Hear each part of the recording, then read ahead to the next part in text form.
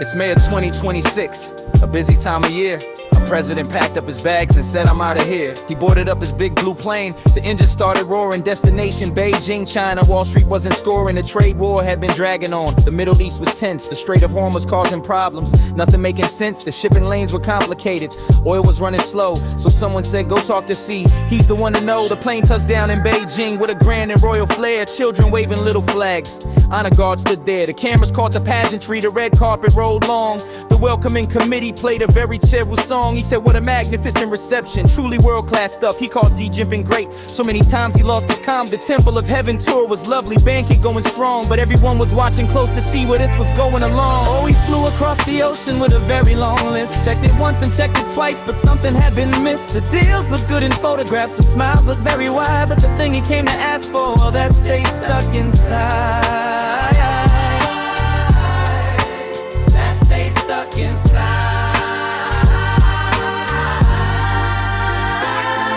Here's the part the cameras missed. Behind the polished door, when the pleasantries were finished and they got down to the core, he said, listen, I need something, and I think you understand. The Strait is causing problems and I need a helping hand. Could you maybe talk to Tehran, put some pressure on the scene, help us get those shipping lanes back open nice and clean? She poured the tea in silence, took a breath and gave a smile, said peace is very important. And they talked for quite a while, though when the words were all translated, sorted and reviewed, no major shift in China's stance was clearly coming through. Beijing had its own interests, partnerships to keep, decades-long relationships on something you can sweep.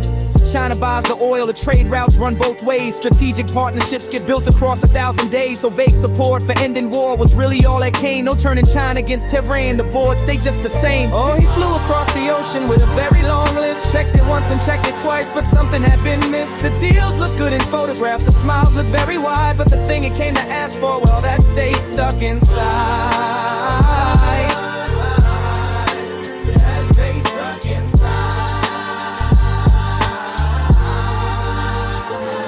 He walked back out and told the press, fantastic, what a trip. He mentioned Boeing airplanes, soybeans on a ship. The journalist wrote carefully, pageantry over deals.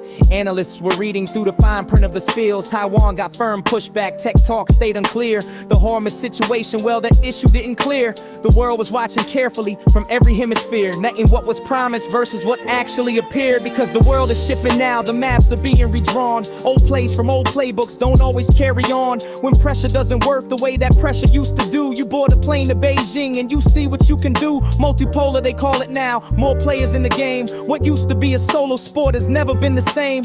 Partners stick together when the pressure starts to build. That's diplomacy in action, not every gap gets filled. So that's the story of the trip, the banquet and the flight, the honor guards, the temple tour, the cameras and the lights, a handshake and the photos, a statement broad and vague. And somewhere in the background, history turned a page, fade out.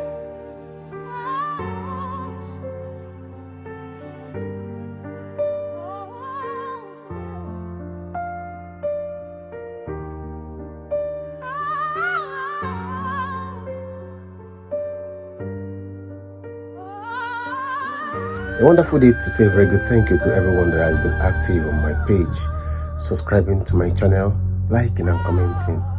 We really appreciate you and we wish you continue to be here as we promise to be giving you premium content. Thank you.